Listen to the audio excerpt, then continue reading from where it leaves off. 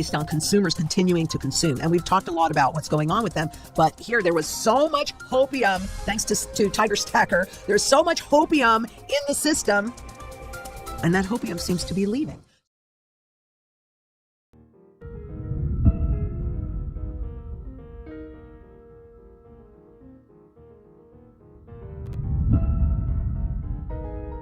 Talk about the failure of the dollar.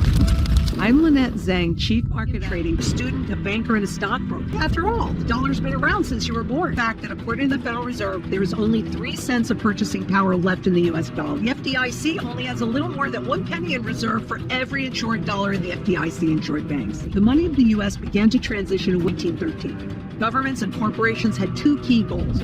Number 1, governments wanted to be able to tax the public invisibly and without legislation. And number 2, corporations wanted to pay employees less, but they had to do it invisibly. Building inflation into the currency accomplishes both those goals. 1/20th of an ounce of gold coin, which is about half the size of my pinky fingernail, or this 1 ounce silver, or a dollar bill. All of them at that time would buy 11 loaves of bread. Either be a dollar, maybe it buys a quarter of a loaf. The silver dollar still buys you 11 loaves of bread. The $1 gold coin buys you, the last time I checked, about 135 loaves of bread.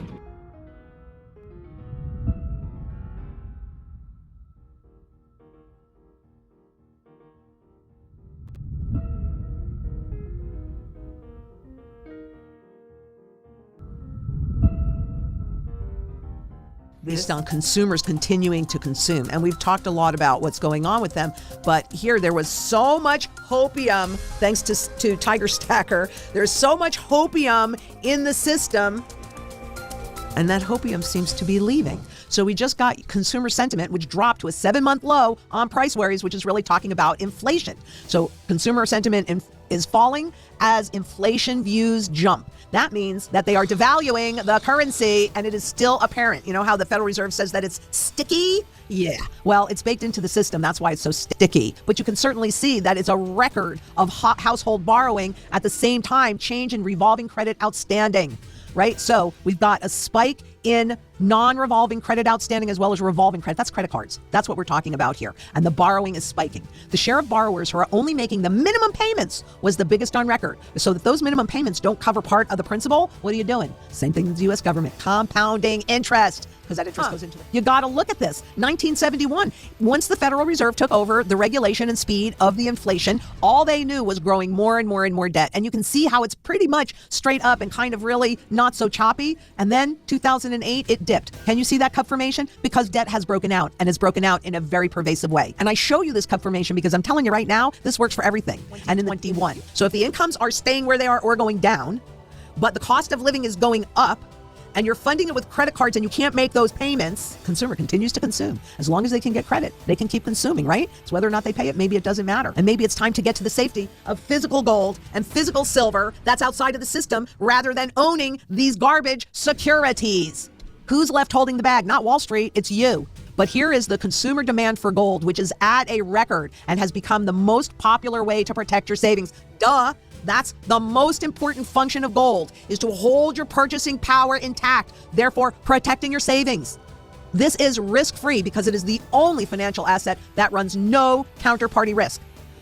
The metal has become a popular way to protect savings. And aren't we seeing this all over the world, including here in the U.S.? If you don't have your strategy in place, you better get it in place. And I suggest that you do that sooner than later, because with what I see going on, there is a whole lot of volatility in our future as well as uncertainty. And it doesn't matter whether you're a friend or a foe, kind of everybody's being treated the same way. Something to think about. And you know, I love to do this, and I do this all the time because I want to show you the truth. Here's the spot US dollar to the Russian ruble over 5 years. It's up 51.38%. What about spot silver? Same thing, it's up 171%. And can you see that cup? It has not yet broken out of the cup. Dollar's not even near that. Imagine before too long, we will see a breakout in spot silver. And I'm saying that because I think we're going to see the same thing here. And in spot gold, that's up 175.58%. And guess what? That broke out. Gold is the primary currency metal. Silver is the secondary currency metal. There's gold and then there's gold. There's silver and then there's silver. What you do needs to have your goals in place first. so that whatever choices you make, you're actually supporting what you're trying to do. Personally, you guys know I don't hold bullion, but you're going to hear people say, oh, well, bullion, oh, well, close to spot. No, no, no. When you understand the possibility of confiscation, the real fact that confiscation is happening all the time, and I'm doing a series on that so you can see what the truth is. I'm going to tell you, they have been constantly confiscating your wealth from you since the day you were born. Do you really think they're going to stop at the end? Because guess what? Gold's been confiscated in this country 3 times. The last time was 1933, and we got that 100-year anniversary coming up. Do I think it's going to happen again? Well, what I think is that desperate governments make desperate choices and do desperate things. So I think that is a real possibility, since gold is the only financial asset that runs no counterparty risk, and everything else is all counterparty risk. So I want to be in the category of those 1%ers that either write the laws or can influence those that write the laws. And when I know that 1 ounce of gold is worth over $40,000 because I'm clear on fundamental value on all assets and all instruments. What do I care if I'm paying a little bit of premium, that it doesn't matter? What if I'm right? What if I'm wrong? I'd rather it not matter. Hopium, honestly, does not serve you well. Things change with hopium. We have to come together, create local communities to create security in food, water, energy, security itself, barterability, wealth preservation, community, and shelter. But we also have to do a global sound money, because that's the only shot we have if we convert our fiat money, our government debt-based money that's going away, into sound money, physical gold and physical silver. If enough of us do that, we got a shot at having a say in the new system. And I 100% know that together we can make a positive difference for a lot of people. So until next we meet, please be safe out there. Bye-bye.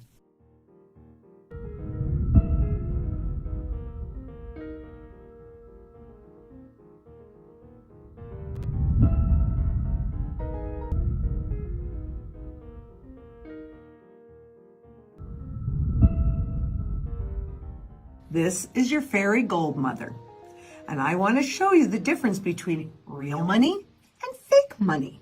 Let's start with a dollar bill. This was created to mimic this. Can you see how tiny it is? But today you can buy 3 cents. Well, guess how much this is? If you want to buy it today, it's $460. This is fake money that was created to mimic this. This is a $5 gold coin. And guess what? If you wanted to buy that today, it's $719. This is a $10 bill. It's actually legal tender. In other words, you can take this to the store and use it. It was created to mimic this. And today's retail price is $1,369.